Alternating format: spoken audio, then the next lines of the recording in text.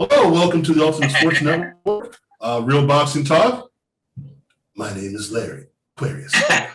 Don't ask me where that came from. It just popped in my head as soon as I hit the little button. Anyway, float on. Okay, we have I don't even know how to tie that into what I wanted to say.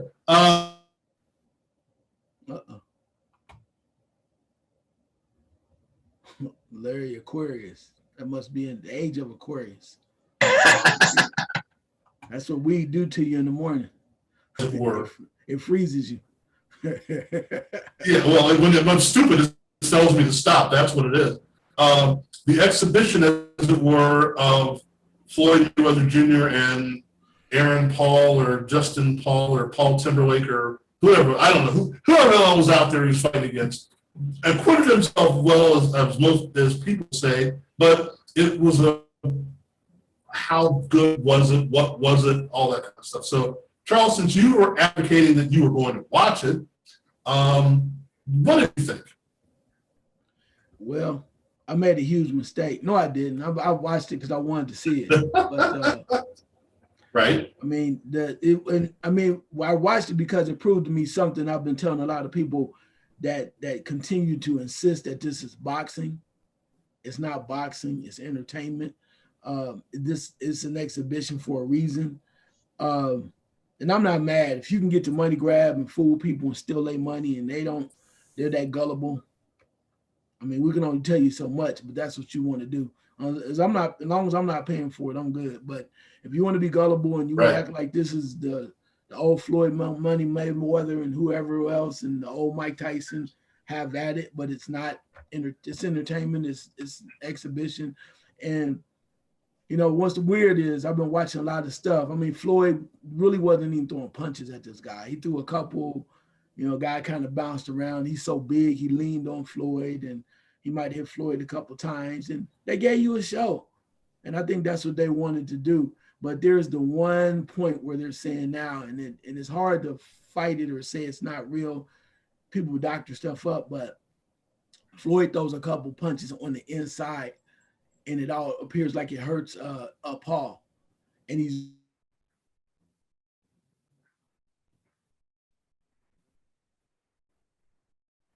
close. And Floyd, he's like leaning all on Floyd. It appears like Floyd holding him up to like he really hits him with a couple good shots on the inside. And it's like the guy's going down. And then it's like Floyd holds him up till he gets his faculties together. And I'm like, are you serious? Are you? And I watched it over and over, and I'm like, man. But yeah, so Floyd took the money, and he told you in the beginning. He said, before, I'm an entertainer. I'm not a boxer anymore. I'm just entertaining. So that's what he's doing. So you want knowing that going in from now on, if that's what you want to pay for, and you just want to see him because he makes a lot of noise, and he's going to give you pretty much a half-ass effort against these guys, and just to show you he can still talk stuff and still not box the way, not being the guy that he was, because it's not boxing. If he does that and you want to buy into it and still spend the money to be entertained, good luck. But I tell people all the time, I don't consider that boxing. And a lot of people are saying, oh, they're destroying the sport. No, the hell they're not. It's like truth and, it's like truth and fiction. You got to separate the two. You want to be entertained, it's entertainment. But I don't consider that to this day, I'll say this, I get off this on this last point. What is it? Jake Paul that's coming up, and he signed with Showtime and everything. I really, until he's at least fought 10 fights, I can't legitimately consider him a real boxer. I don't care who the hell he fights. It's just because it's a moneymaker. Showtime knows it. They don't have a lot going on otherwise. So they bought in, they took a risk. But I can't legitimately sit back here and go, oh, I can't wait to see who that Jake Paul fights next. Come on, man. If you do that, great. I mean, we can talk about that all day long, but to me, it's entertainment. It's different between boxing and entertainment.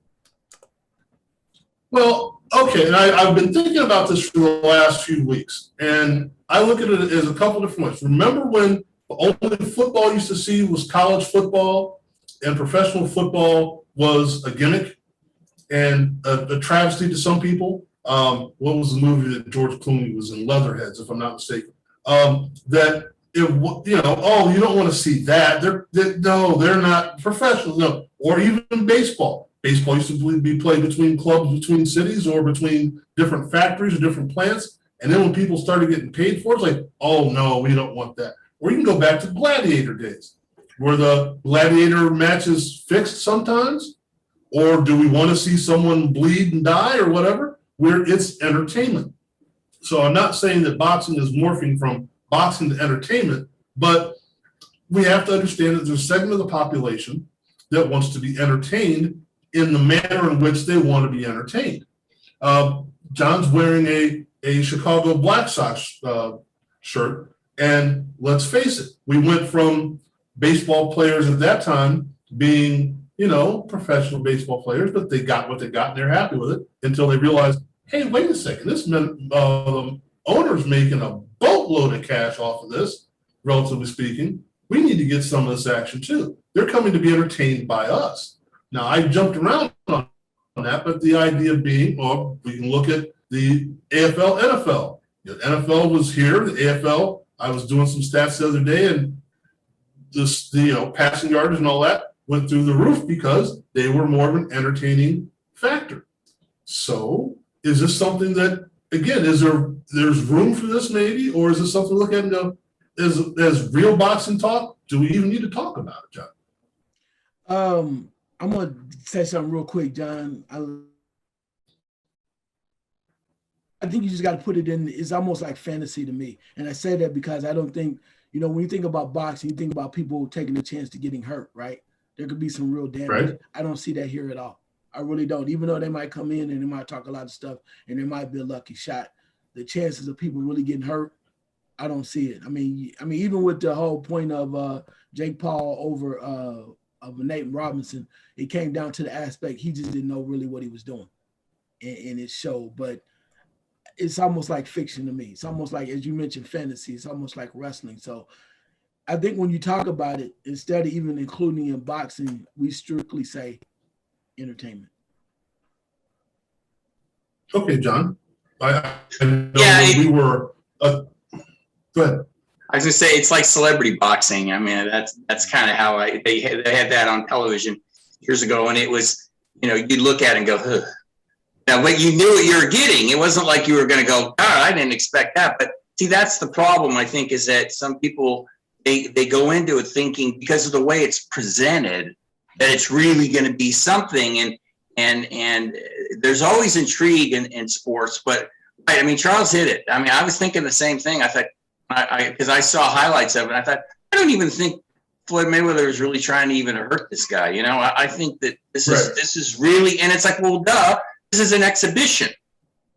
And legendary fighters have fought in exhibitions after their careers have been over for years. Sometimes, like if you look back on YouTube and you find Jack Dempsey in 1932, he's like 37 years old, right? And the stock market really affected his bank account. Right. He went on an exhibition tour. But he was trying to kill these guys. I mean, he went after this guy named Cowboy somebody, and the guy had said some disparaging remarks about the great Jack Dempsey, and he regretted it. Dempsey just clubbed him, but it was still considered an exhibition. And then the greats like Jack Johnson and James J. Jeffries and all those guys from that James J. Corbett, they did all these exhibition fights, and they didn't try to hurt each other in those. So it's more like that. It's more like, I see it like it's entertainment. And then if you want to see a great fighter like Floyd Mayweather, if you want to see a great fighter like Mike Tyson and fighters like Mike Tyson and Roy Jones, even though they're older, you get to see him again. It's a nostalgia thing, right? So you mix it all up. And then nowadays, with the social media thing, with all this craze, and that's what those two YouTuber guys are, right? They're social media, YouTube superstars, whatever. There's a part of me, I'm like, God, what a fiasco. But I don't blame Floyd Mayweather for it, because he's got every right in the world to make some money. I mean, I don't blame him. Right. But it's still kind of sad. And then I thought the same thing about Muhammad Ali, who we all know I love, fought the Japanese guy in that, whatever that was. I was like groaning over that too, but I understood why he did it. But then the other part was like, it's just like, back to what Charles said, it's entertainment. If you take it as just entertainment and you don't get mixed up in all the other stuff about oh, he just called him out. He's going to try to knock him out in the first round. No, he's not. You know, you just kind of go with it as fun, like wrestling. You look at it like that, right? It's just wrestling. It's not really serious. They're not really trying to hurt each other. They're making money. If you're okay with that, you're not. You avoid it like the plague. So it's pretty much, to me, it's just like that. I gave in. I wasn't going to say anything about it, but there was some interest, and I had to put my own feelings aside and put a couple of things out there. And then Bill Tibbs, who writes for Max Boxing, I said, "Are you going to watch it?" And he said he was. So I said, "Okay, can you write me a report?" And his report was honest. I told him to be honest, and he said he thought it was kind of sad. Something I was thinking, but only because here's a great fighter, 44 years old. You know, he's still in great shape for 44, but he's obviously, this isn't the reflection of what he once was. But right. Real quick though, I don't think this affects his legacy at all. That's a totally different ball game. People want to go back and see Floyd Mayweather. He was younger, he was older. You know, he morphed from the offensive machine to a defensive machine to a clever fighter that's undefeated. I'm going to always say 49 fights, because that's just me. You could see that this was just whatever this was, and you know, you just let it. Like me, I just let it go in one ear and out the other.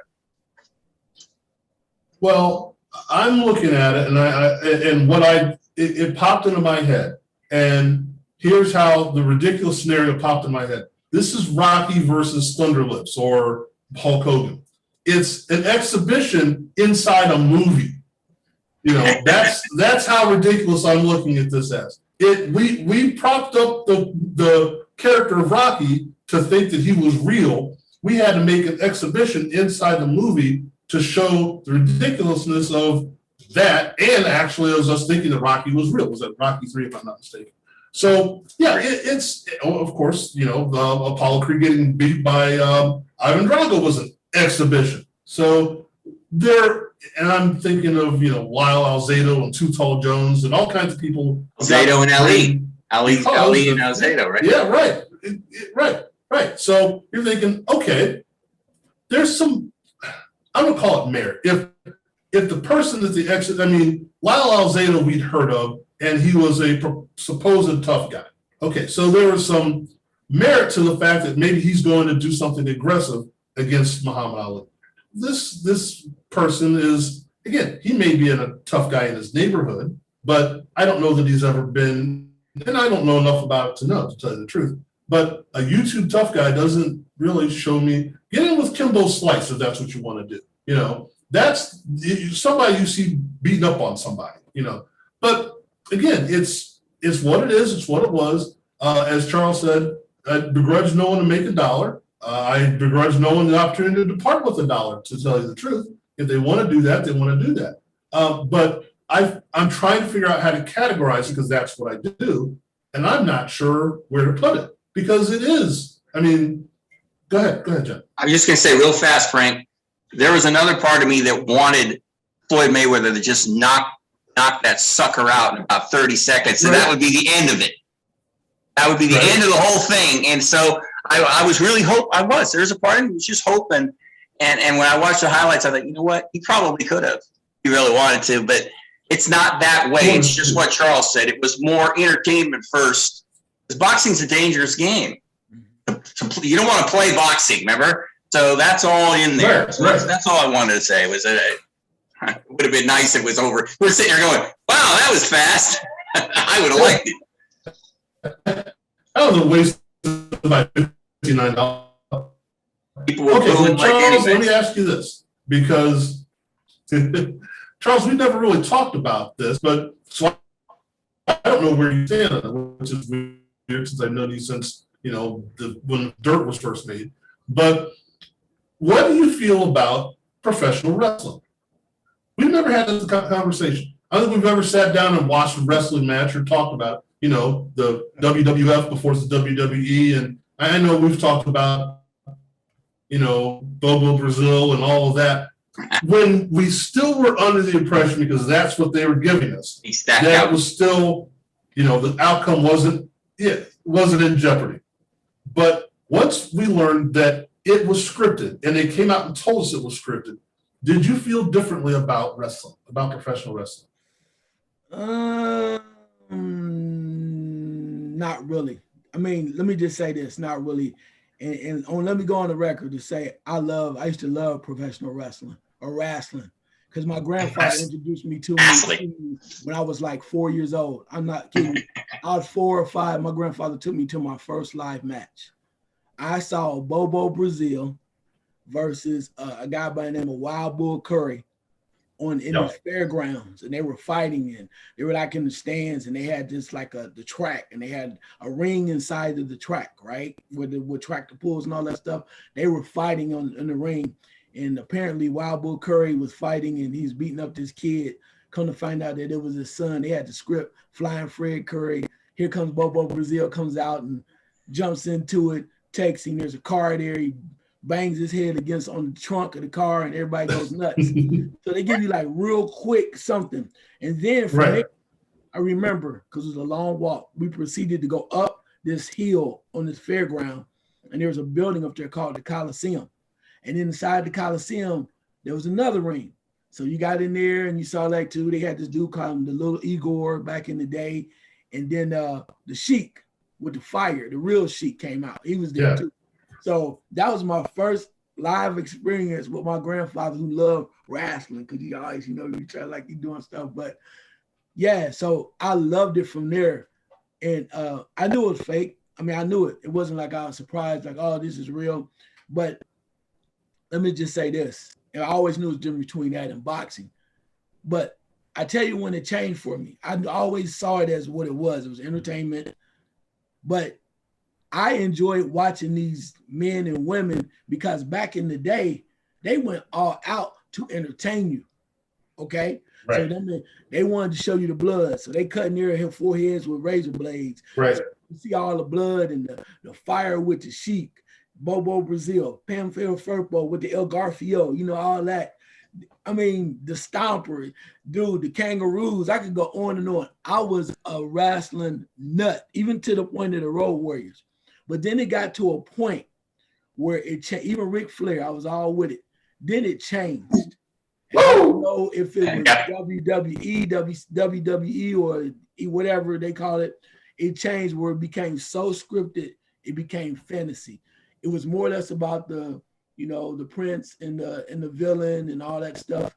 It became so scripted and so fantasy driven that it took away from the chance of somebody being hurt or them taking chances. And I remember cats like Jimmy Superfly Snooker, man. Superfly Snooker would go to the top of something and just lose. You said there's no way in hell he would just fly. He probably broke his ankles or something about 19 times. He was doing that. You had the cage matches with the British Bulldogs. They were doing stuff that was amazing that the average person couldn't do. So they put it on the line, and you could see Dusty Rhodes with his face all torn up by his forehead because he cut his forehead so many times to get blood out, right? They went to the edge, man, to entertain you. Then it changed. And then I was like, I'm not watching that anymore because you're not taking on the edge. They got this new group. I haven't watched it yet, but I heard they do pretty good as well.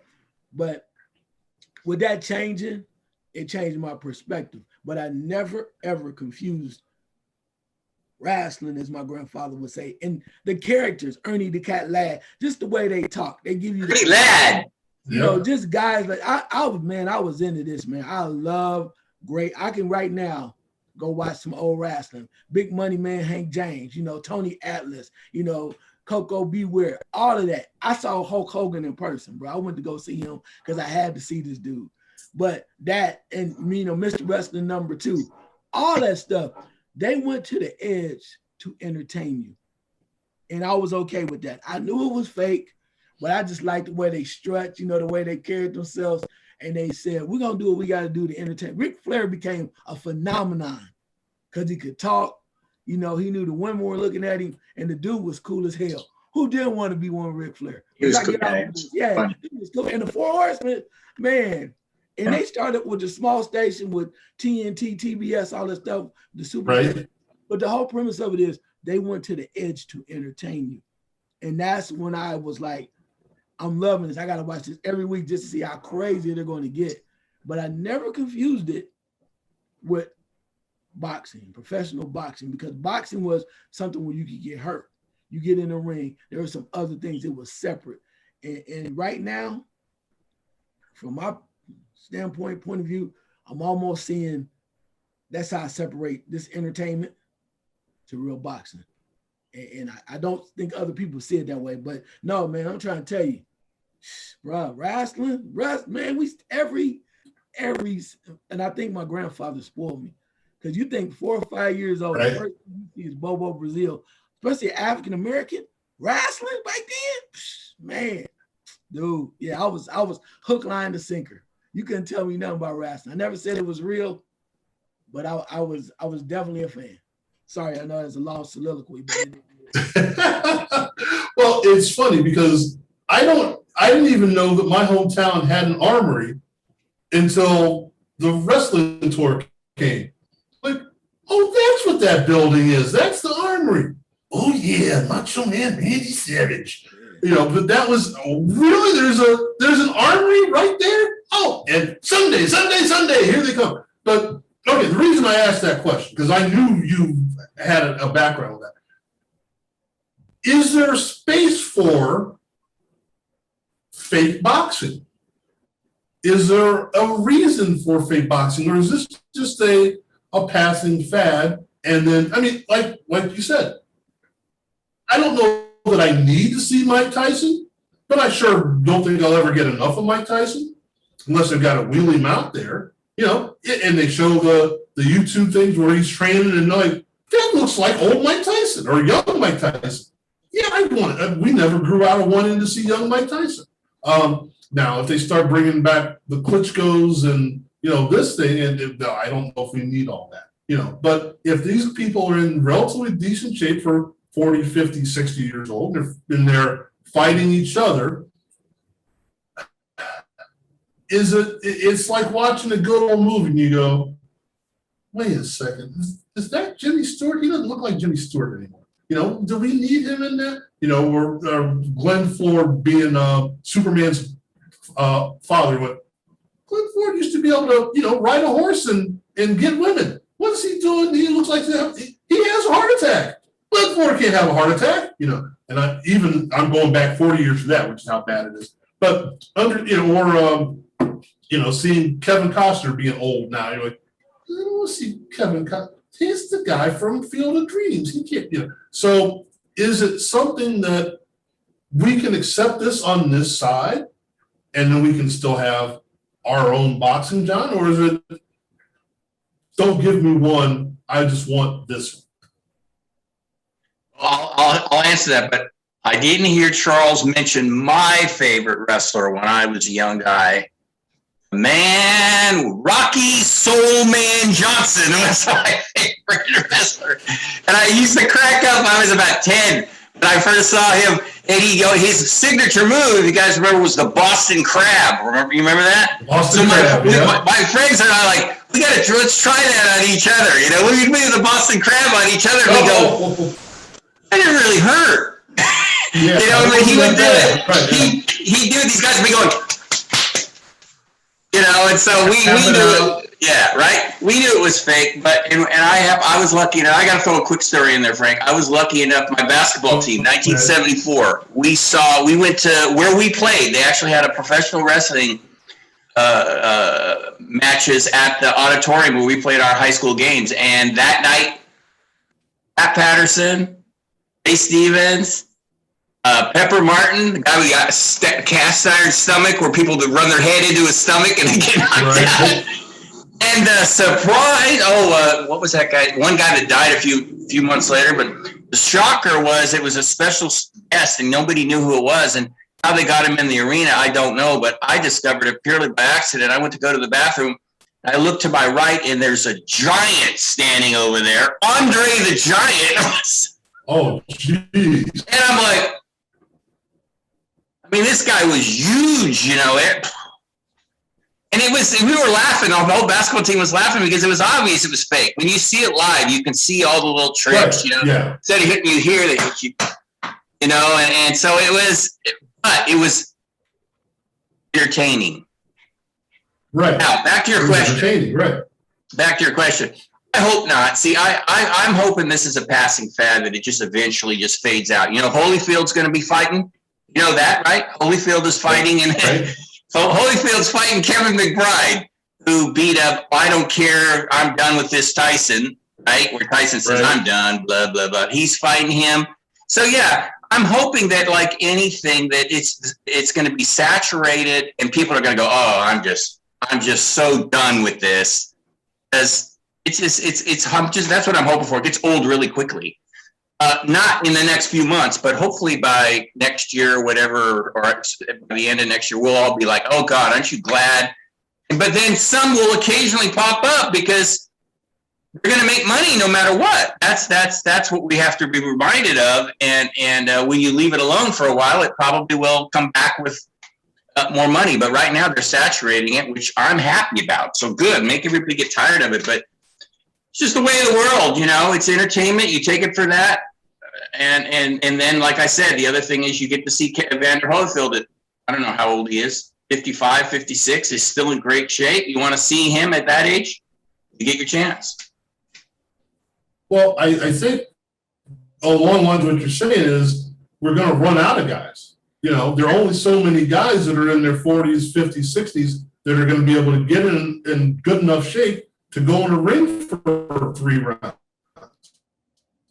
Yeah, I mean, We forget how tough that really is, you know, because they make it look easy. They go and they spar this and that. That are enough of a draw and are going to be able to go with being able to do it. So yeah, I think it is a passing fad. But as Charles mentioned last week or the week before and the week before that you can't just poo-poo this. It does have something to do with the fight game because there is an actual fighter involved and an actual, all-time great. So yeah, I know we kind of said, this, because I said, let's just ignore it and not talk about it. But now that it's out there in the wind, it's something to consider. But all right, now we've covered that because we thought it was worth covering. Let's cover people that are, well, for lack of a better word, might be fighting exhibitions as well. Charles, let's start with Shakur Stevenson coming up. Yeah. And I know he's calling people out. He's trying to get fights, but is this just a stay busy fight? I mean, probably, but I mean, you got to realize when you say stay busy, it might be, but when he's issuing these challenges, we don't see a lot of people that are supposed to be the top-notch guys or the marquee talent. They don't want really a piece of that guy. They really don't, and that's clear. So you can call it stay busy, which might be true, but he's calling with purpose. I don't think that it's something that he's running from or whatever. He's calling them out with purpose, saying, look, I want to fight these dudes. So, if you can give them to me, let me have them. So in the interim, you got to fight somebody. I mean, somebody's going to take the challenge. So I think it's different because a lot of other people say they make challenges to guys and they just say it because they want to sound good. They're just, talking. This dude is young. He's hungry. And I think he's like, look, I'm serious about this. I'll fight whoever the hell y'all want me to fight as long as I keep moving up. But other guys just kind of chirping because it sounds good. They really don't want, as they say, they don't want to smoke.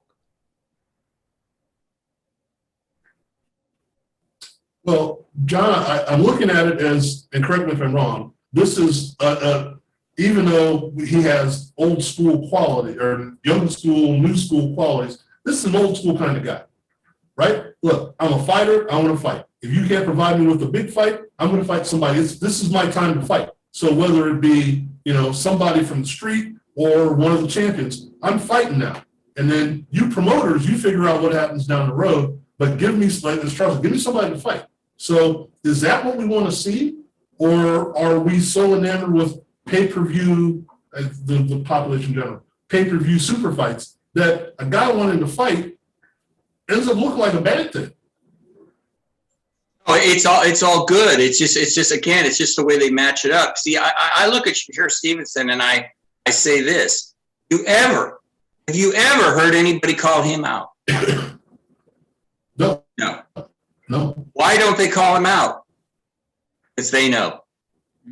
They know how good he is because they know. And he wants to fight everybody, but when he throws names, you don't hear those guys say, "Oh yeah, okay, set it up, I'll fight him." You don't hear anything. All you hear is crickets. So he's gonna need somebody that manages his career correctly. He doesn't end up like Terrence Crawford, where these guys avoid him like the plague, you know. But I like it because, like you said, I'm old school. I like old school. So he wants to fight. He's a fighter. He wants a challenge. He wants to fight all the top guys. You know what they ought to do, and I don't know if it'll happen, but here comes a name we all love. Shakur ought to fight. He's 130, right? Why doesn't he fight either Gary Russell or Leo Santa Cruz? You know, that would be right, Frank. That would be two really good matchups. You got the young stud against the older veterans. A great storyline. I just don't know what you said a few weeks ago. Gary Russell and Leo Santa Cruz want to risk fighting this guy because if they lose, and that knocks them down a few pegs. So he's the real deal, and I just hope that he gets a chance to show. He might have to move up to 135, Frank, where Haney is and Lopez and all those guys to get one of those, Garcia, get one of those young guys, because he's young like them. So, and I'm sure he could do it easily, move up to 135. And one last thing. He's not the most exciting fighter in the world. People complain about that all. That's just because he dominates. It's kind of like Andre Ward in a sense when he was in his prime. His fights, it was always a given. He was going to win. If he didn't win every round, you'd be surprised. It's kind of like that with Shakur. So he really needs to be managed in a way where he gets those fights, because if he's 23, I think, if it's 5 years from now and he's doing a Charlo thing and we're still waiting for him to get the big fight, then not good. Not good at all. Charles, is this a situation where, and Charles just disappeared on us. Okay. John, is this a situation where maybe this is a Josh Taylor? Well, maybe eventually. I mean, that's 10 pounds. I don't know if I don't think he'd be ready to move up. That would be a hell of a fight, Frank. I know what you're saying. You're visualizing that fight, right? I mean, that would be a hell of a fight. That could happen down the road. I mean, that would be, you know what? That would be ballsy. Move up 10 pounds. Guys don't do that. That's out of the norm. So who knows? That's out of the norm. But you've got two people that have said, "I'll fight anybody," amongst a group of people that aren't going to fight everybody. So maybe that's the way you go. You know, maybe that's it. I don't know. There's so many options. And in the same vein, there are not many options as well. You know, there are people that don't want to fight anybody. Again, I'm tired of laying on Gary Russell because his brother came out and said, "I'll fight anybody." So individual thing. There are reasons. Yeah. Well, maybe there are reasons why Gary Russell isn't fighting, because he's in his brother's corner. He's helping him. Maybe that's why he's not fighting as often as we like, because let's face it, he's been doing that for years, right? Good. Yeah, he's been doing that for years, though. I'm trying to give him a pass, John. Okay. You know, but the idea that there are so many people out there that are, again, I'm not going to say anyone's ducking anyone, but this is the thing where you look at a guy. Say, my brother asked me this question the other day, and I'll try and make it short. He said, "Why isn't Francisco Lindor with the Cleveland Indians anymore? Why is he with the Mets?" And I said, "Well, he's got 341 million reasons." He said, "Yeah, but what were the Indians going to offer?" And I said, "I'm not sure it was 341 million." I said, "Well, would it have been 250, 239? He said, "Well, I don't know, but something like that." I said, "That's not enough." And the question is, it's probably enough for the player. The player's not the one out there, and this is just pure speculation, is not the one out there demanding that I'm the highest paid player out there, or I get this or not, even though he did sign for $1 more million than Fernando Tatis Jr. signed for. but that's not, I don't think, the point.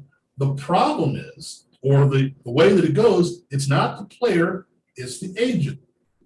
Agent can't be seen as the person that didn't get his client X and when he could have got him Y and Z and another couple letters. So it's kind of the same thing in the matchmaking business here. My take on it.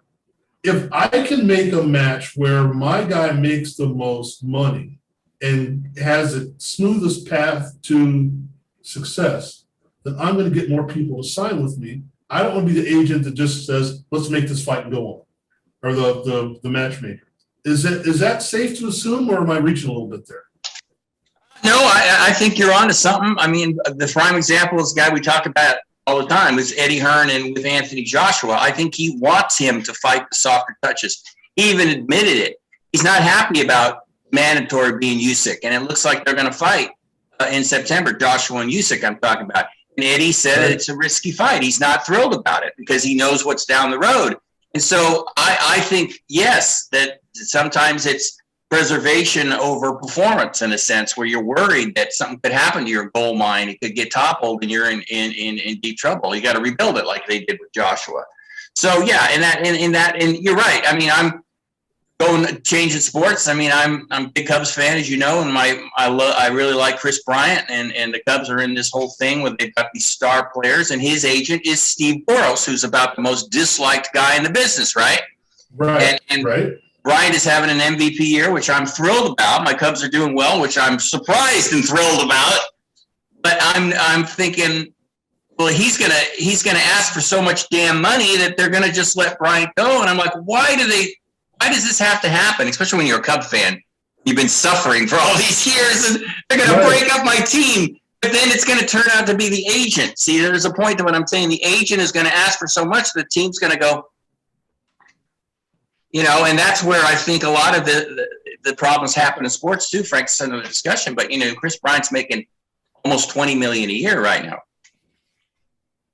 He wants to make like 50 million or 60 million. Yeah. I mean, it's mind-boggling to me. But if it's out there, I don't blame somebody. It's like we were talking about Mayweather. I don't blame somebody for trying to get it. I mean, right?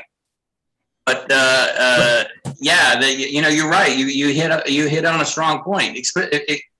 Sometimes the promoters and the agents can definitely F up something that had the potential to be really good just because they get worried about themselves and their own money. And it doesn't do the sport, I think is the point, any good. It actually ends up hurting the sport or sports. Well, I think we can recognize in team sports, for example, if you are the Cubs, and you've got Chris Bryant who can play third base, first base, right field, left field, wherever you need him to play. And you got Javi Baez who can pretty much play anywhere in the infield as well. You don't want to move him off of short, but if you need him in a pinch, he can play here, he can play there. You want to keep these guys around, but how many of these guys can you pay at the same time, you know, and then be able to field a competitive team? You know, the Angels went crazy on the Mike Trout deal, which they should have. But then it's like, now we have to bring in Rendon. Okay, now we brought in Ohtani, who you're going to have to pay him a boatload of money pretty soon. But those are about the only 3 or 4 people you're going to be able to keep. In an individual sport like boxing, where you don't, as an agent, I guess, you're concerned with, Charles, I'm getting to a question here. If you're not concerned about the sport or anybody else making your guy better, you try and make as much money off of one client as you possibly can. So if you are the agent or the manager or whatever, Shakur Stevenson, you don't, and let's just use that as an example, you don't want to see him fight a fight that he can't win and capitalize on. You just want to see him fight a fight that he can make money on and move ahead. Is that a safe way of putting it, or am I grasping at straws there? No, I don't think you're grasping at straws. I think that part of it is they realize they want to pace him, if you will, if that's such a thing, where they don't want to start him out too fast. They want to pace him where he can move forward. And then they go, okay, now Shakur, here you go. This is how this is rolling. And we have a plan. So they're like, okay, we'll fight this guy. Now in 2 more fights, we want you to fight for this title. And in 3 fights, we want within, let's say 6 fights, or let's say in 2 years, we want you to be the undisputed champion at 140. I'm just throwing it out there. So I think the promoters try to come up with a plan, and it is based on monetary, how much money they think they can make. And then 2, it's like, let's kind of see how this goes. Because do you want to extend the contract of a guy that's really not showing you that he's capable of winning? I mean, the situation or what's going to happen. So I think they're like, well, we're not in a rush, because what if he loses?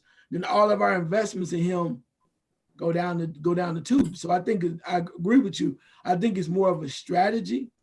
So like Shakur Stevenson, you ask him right now, he's like, hell, I'll fight what's our guy? The young man from that just won recently.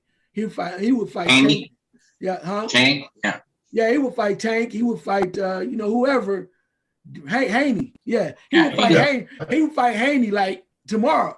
I'm just saying, because he's used to him. He sparred with him. He knows the guy. He feels he can outbox him. He can even though he's smaller, he will fight him tomorrow. But as a promoter, the promoter's like, nah, we only want to do this when it's going to make dollars and it's going to make the most sense. So if we wait a little bit, let Haney keep winning.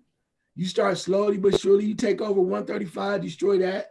Everybody start moving up to 140. Then you get to 140 and go, all right, Haney. Haney has, let's say he proves to be the best. He has three of the 4 belts, right? Now, Shakur Stevenson, let's fight Haney. Because we know we're better than Haney, right? But let's get all the money. Why wait and get a little bit when we let him continue and advance, and we're advancing too, and make more of a bigger payday? I don't want to say it this way, but I do look at it this way with the promoters. Some fighters think this way, but mostly promoters. When Floyd Mayweather said the reason why he fought Pacquiao late, everybody said because he was scared. He said, man, I was going to make like $5 million, $10 million 5 years ago. Now I'm making $300 million. You tell me what you should do. I waited and I got paid. You can say I was scared. You can say I should have fought him earlier. But to me, there was no reason. The reasoning was straight cash. And if that's what it is, which I think for a lot of these promoters, let's be real. I'm going to just say this. Get out this real quick.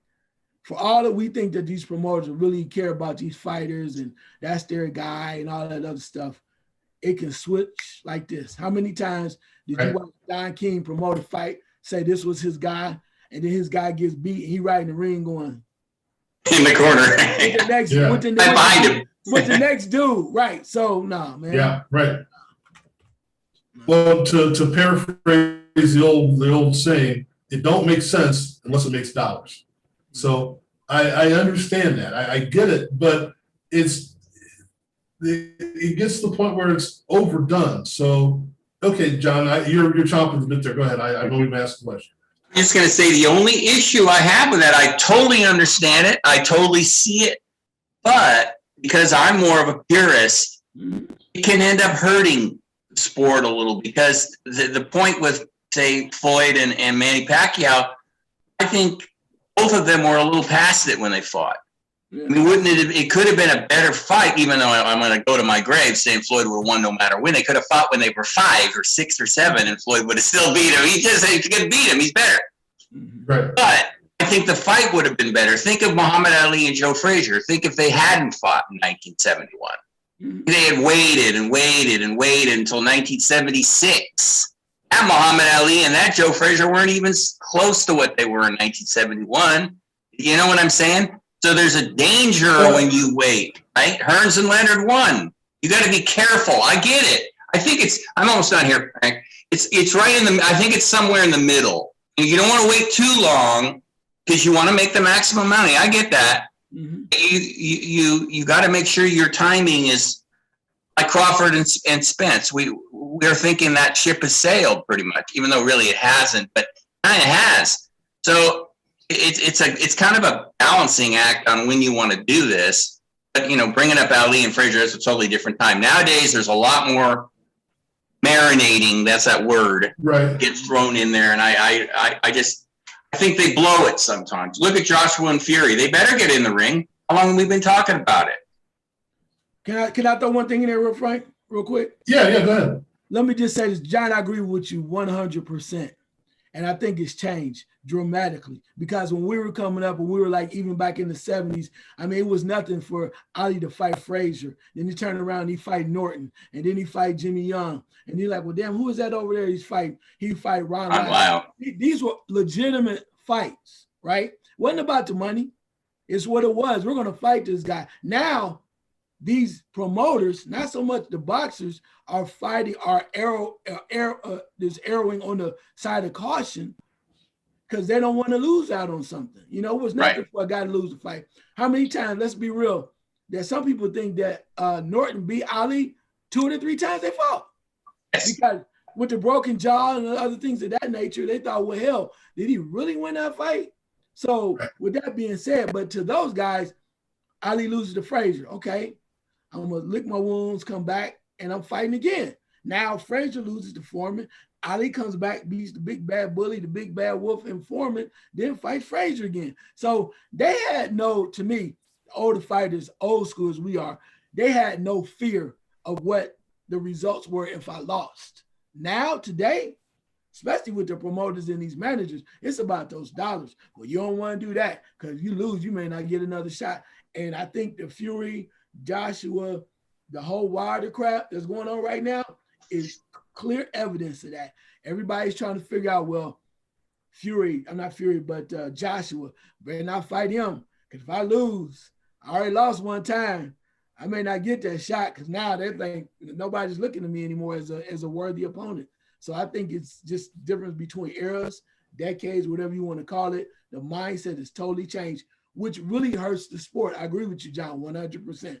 But I don't think we're going to get back to that unless you see some real dogs like a Shakur Stevenson that people just go, I don't give a damn. I just want to show you I'm the best at what I do. Well, you've actually, that was the question I was going to ask, but I'm going to ask it because I can't do anything else.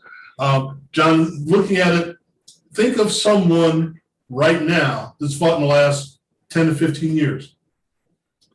When you either have the belt and lose it, or you fight for the belt and don't get it. Other than a Manny Pacquiao and a couple of other guys here and there, I'm talking guys in their prime. We'll leave Canelo out of this because when he fought Mayweather, he was a pup.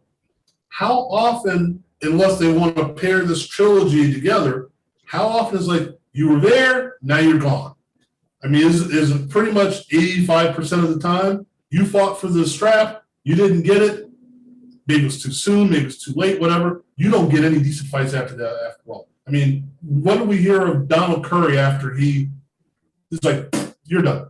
That's one of the ones that comes into my mind. I know that's a little bit further back, but it doesn't happen often that you lose the title shot and you're able to go back up and get it back, or at least get there.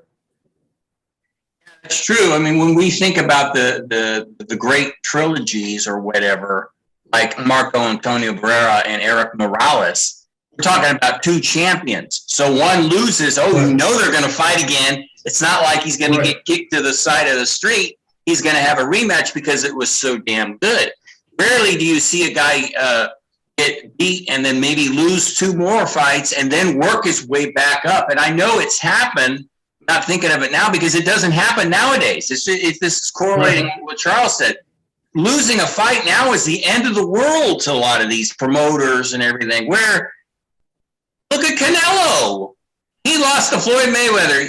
You know, if he was honest, he'd admit that was the best loss. It hurt. I was embarrassed. But man, did I learn.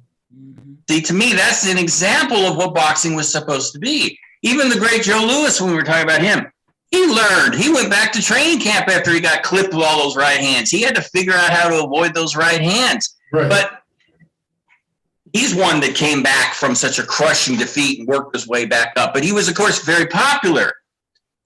You're right, Frank. I mean, it's rare that I'm thinking about Bob Foster only because he would lose a heavyweight fight and then go back down to light heavyweight and then either get his title again or defend it. So it's a weird phenomenon that doesn't happen very often, but it's just because of the culture we live in now with this whole thing with this is you're no longer somebody's has got to go. It's no, you can't have my I'm not risking it. Who cares if Joshua has lost one fight? Yeah, I don't care. Well, you guys don't care. I mean, we care that it was an upset and we talked about it. And anything, it might have made him a better fighter. So I think that because of all this protective way the promoters are, they forget about it. They forget about that. Really, the loss is not the end of the world, and you can actually come back stronger if you work on it. But Charles, here's the way that we look at it, not collectively. Here's a perfect example. There was a fighter who we were touting not too long ago is one of the best in his weight class. That, yeah, he's in that conversation with a bunch of people, and he's right there. And he lost. And then last weekend, he really lost. So this is the way we look at the Jarrett Hurd situation. Once you get toppled, you're toppled. Now, we can get into that. We've got a few minutes here left to go. But, Charles, just give me an idea of what you thought of Jarrett Hurd beforehand and then what you saw from him last weekend. Yeah. Well, I mean, I think Jarrett Hurd's a very solid boxer, right? He's a solid fighter, and he's proven that he is a top-notch guy. And then he gets into Arias? When we look at that, we look at a guy like that, his most recent opponent, then you just saw where it was almost like he was waiting, and to me, he was getting hit too much. John mentioned that earlier off air, that he was taking too much punishment. And you're saying to yourself, is that because he changed his style? Is he losing something? But it's like, that's not the Jarrett Hurd we've been accustomed to seeing getting hit like that. I mean, we saw the whole J-Rock fight, correct? Right? We saw that. But then you're saying to yourself, well, he's still a good guy. So going in, I thought he still was a legitimate fighter in his division. Afterwards, I think he was still legitimate, but I think he has work to do. I think there's some questions to be answered. And the questions are not that he's not good enough. We've seen that. The question is, why are you getting hit so much? And is this the right style? Is this the right guy for you? Because we're seeing more punishment that you're taking when you made the change. Now, granted, you lost to J-Rock, Julian Williams beat you, but it was close. This is, and nothing to take from his opponent, but it's like the Jarrett Hurd that we're accustomed to seeing on that level should have found a way to win that fight.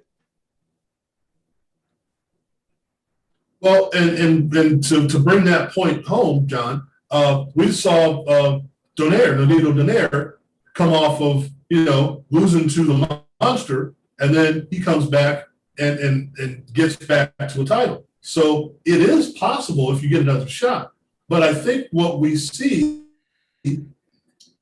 is that what happened to Jarrett Hurd, he must be done. Oh, no, because we stopped including the conversation. Then he comes back and he takes a thorough butt kick. And I think that's, once you've fallen down the mountaintop, you stay at the bottom. And so give me an idea of where we were with Jarrett Hurd, where we are with Jarrett Hurd now. Just as while we were talking about it, I thought of somebody that when he got knocked out, everyone said that's done. He's done. Brock Lupito.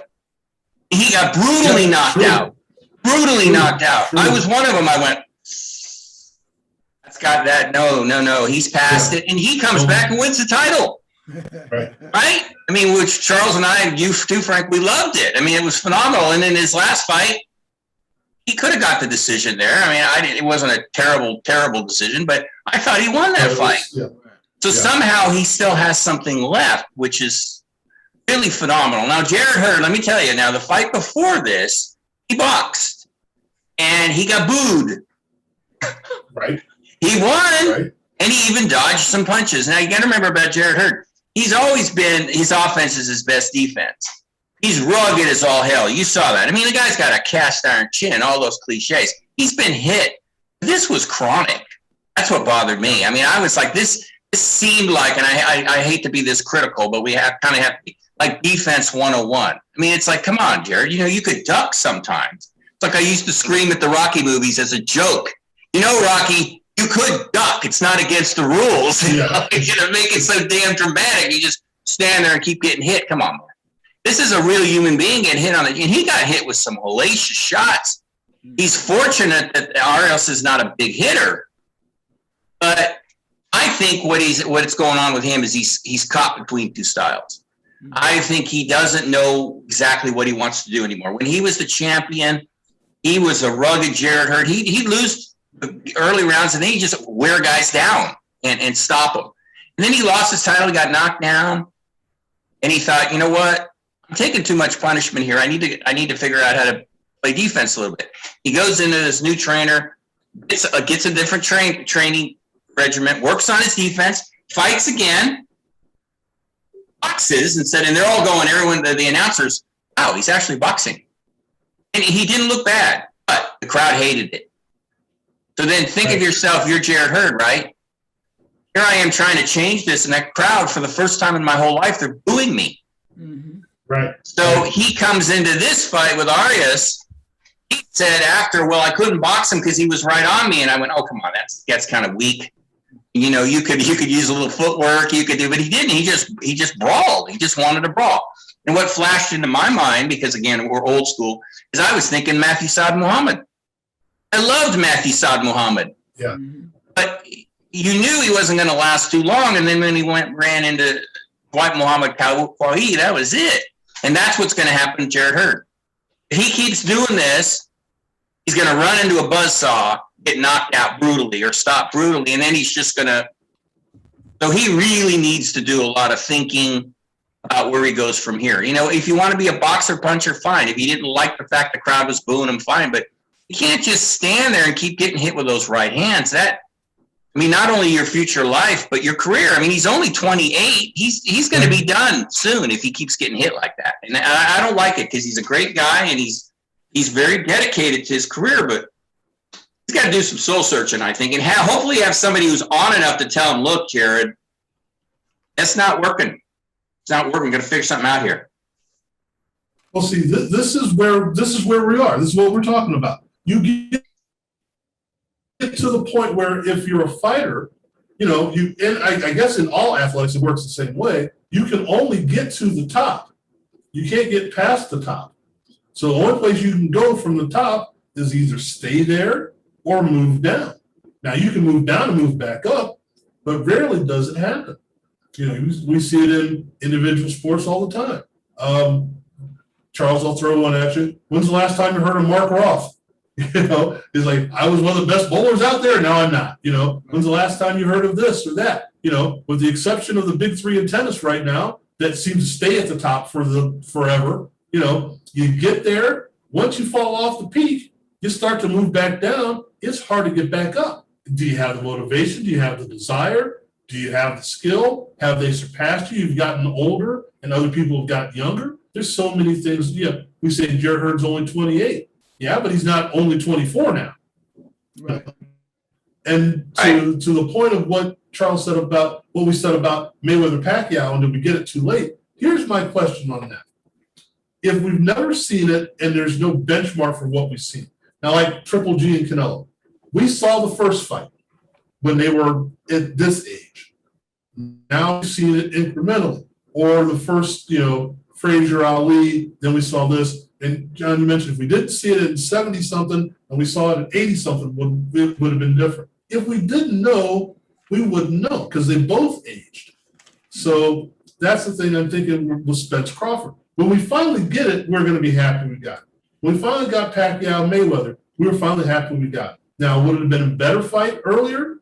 Maybe, maybe not. We don't know, but we finally got it.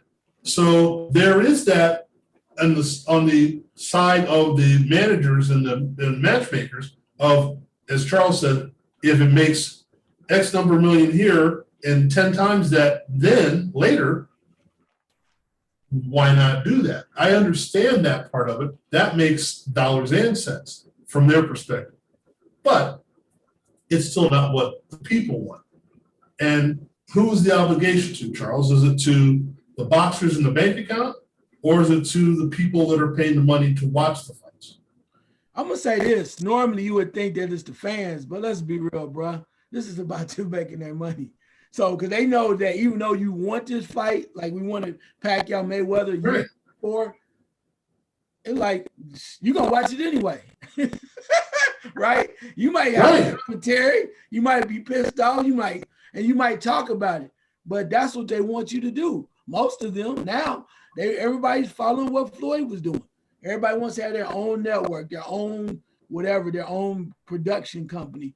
So what's make my brand stand out more than anything? So unfortunately, I don't think there's a lot of people that are boxers. There might be a few that really are like, well, do you remember boxers used to say, who do you guys want to see me fight next? Right? They say that all the time. You're like, oh, cool. All right, I'll fight him. Sounds like a good. Let my people handle it, and whatever they say, they deem it to be the best. I'll fight everybody they want me to fight. That's what you hear now. You don't hear that anymore. So I think clearly that most of these boxers are now, and definitely the promoters and the managers, it's all about what can they do, how much money can they make. Fans are just will toy with you, and play with you a little bit to kind of let you think we care about what you do. At the end of the day, what's going to best benefit the fighters and the managers and their team?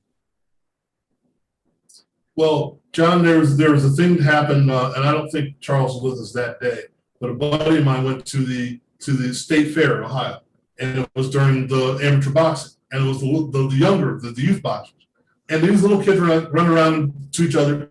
How much you weigh? How much you weigh? I'll fight you. I'll fight you. I mean, that's what it was. If you were in the same weight class, let's go. And it's like, are these kids looking for a ring or something? Are they going to fight out back by the elephant ear thing? Or they just said, if we're in the same weight class, we're going to go. That doesn't exist anymore. And I understand that. And I get that. And I understand Charles' point is valid. We're going to watch it anyway. How many people bought the Mayweather-McGregor thing? They put it out there. They said this is going to be something you're going to want to see. And they were right. So I guess the question is, let's take apart the obligation to us and let's look at the future of where they should go. So, for example, we're going to use Shakur Stevenson. Where does he go, provided he gets this fight and capitalizes on this fight this weekend? What happens to him? Let me just say this, what you guys are saying real quick. There was a reason why Muhammad Ali wore a robe that said the People's Champion on the back of it. Because, yeah, he was making money, but he, like Charles said a little while ago, he would fight anybody and did. Right. And that does not exist anymore. You guys are right. That is gone. That kind of thinking is gone. Shakur Stevenson, he's in a great position because he's young, he's incredibly talented, he's going to keep moving up. I mean, I'm just hoping, like I said, they don't wait too long. He wants to fight everybody right now, but he's been wanting to fight for a title since it's like his 8th fight. So he's very impatient. Right. He got his title. He's got it. You've got so many options with him. It looks like he can move up to 135 soon, but by the time he moves up to 135, Lopez might be gone. That doesn't matter because he can keep moving up. I mean, look at the guys he's got. I mean, like I said, I just threw 2 names out there. He can fight Tank. And how about that? I mean, there's so many cool options for him to fight Lomachenko. Now, he's been wanting to fight Lomachenko. Lomachenko's fighting in a couple of weeks, which is great. Lomachenko probably won't want to fight him because he's this young gun again, and it's getting risky as you're getting older. But you know what? I think Lomachenko would fight him. I think he's actually old school. I think he'll fight guys that you might later on go, why did he fight that guy? Might have been risky. He's moving up in weight. He was considering going down to fight in a way. So in a way, I think he's old school, Lomachenko. And you could make an argument it might cost him a little bit. But that's what boxing is supposed to be about. It's a gambling sport in a sense because anything can happen to you. And that's what we want as fans. So trying to put this all together, I think it's just the changing world, Frank. I just think that everything has changed. What pops into my head though is when they do this, like I said earlier, it hurts the sport. That's what bothers me about it, because yeah, you have Mayweather and Pacquiao, but that kind of fight is the kind that brings people into the sport more. Now, if they had fought 5 years before, would it have been a better fight? I'm going to go on record and say yes, it would have been a better fight. Would it have been a great fight? Maybe not.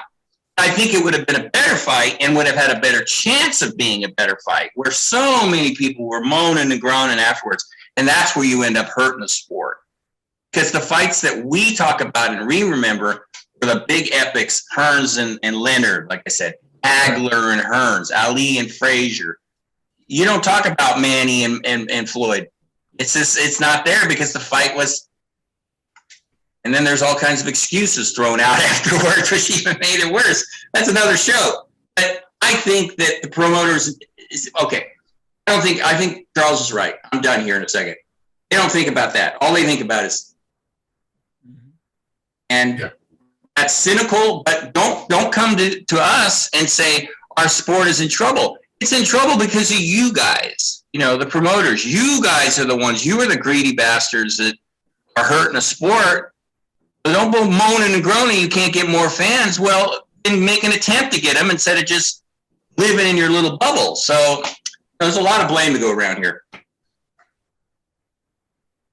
Yeah, and there are a lot of things that, just top of my head, we don't have time to get into it, but I'm going to ask Charles one last question. Where were we in the fights? This is something I would have asked you both for a while. I just haven't figured out the way to do it. Is it better to make it all free TV, internet, cable, satellite, and then just inundate us with commercials? More private placement here, more stuff there, every round, stuff in between round, all this stuff during rounds? Or is it better to make it almost for a title fight? Let's just use that as the benchmark. If it is a title fight, it's a pay-per-view fight. I think that's Is great. it better to do all or nothing? Okay. No, I wouldn't say all or nothing. I think that you got to have something, because that's what makes it more marquee. I mean, if it's a title fight, 9 times out of 10, real boxing fans, they'll pay for that. Manny Pacquiao, Floyd Mayweather, you'll pay for that. You'll pay pay-per-view Tank Davis versus Shakur Stevenson. To even though they're young, Devin Haney versus Shakur Stevenson, you'll pay for that because it means something. And people don't mind paying for something that they have value. This other things, and certain things that you don't worry about, you're like, I think what they should do is, if it's not a title fight and there's 2 guys coming up, Lubin versus Harrison, that should be on free TV. It's a good fight. Right. Give me something free, though, to make me go, okay, I'm not going to kind of gouge you. I want to get you, though. You don't have to pay $79.99 to come see me, right? But it's going to matter. So the other ones, Lubin versus Harrison, hey, you can watch that for free. That's what they should do, in my opinion. And see, the way I'm looking at it is, we're paying for it anyway. We're either paying our cable subscription, satellite, the zone, whatever. So, John, real quick, should there be a line in the sand? This is a criteria to be pay-per-view. Anything else below that is not. I think so. I think if you want to broaden your base, you got to be realistic. Yes, the big fights, we're going to pay for it. We want to see it. But you want to bring, it was me, my goal would be to bring more people, because all the talk about boxing and ratings and all that, I would have more free shows, but I would do what Charles was saying. I would make sure where Premier Boxing tends to blow it is they don't, it's free in a sense, it's free because it's cable still. You're right, you pay, but they don't match it good. They put guys in that it's usually going to be a blowout or something like that. Okay. The priority is you make good fights so that hopefully that people will see that fight and go, wow, I got to watch this more. I got to watch this more because they got, and then you broadcast the hell out of the pay-per-view one. You talk about that one. Then you get the springboard, and then friends tell each other. I mean, at least give it a shot to try to broaden the audience. And I don't even think they try anymore. They just put it out there and go, okay, whatever. That's the feeling I get. And that again, it hurts the sport. They're happy with the little cliquey group of nerds like us that watch it. But again, don't complain, because that's who you're shooting for. You should try to, I would think, get a little ambitious here and try to get more people back into the sport. And then you want to have people going, it's dying and all that stuff. So it can be very frustrating. Very. Well, I know we've got to wrap it up, but I look at it this way. When you go into Sam's Club or Costco or whatever, and they give you a little mini hot dog or something like that, that's the appetizer. That's the free part. You go, hey, where is that? I'm going to go over here and buy it. That's what I'm looking at. So, all right, folks, I know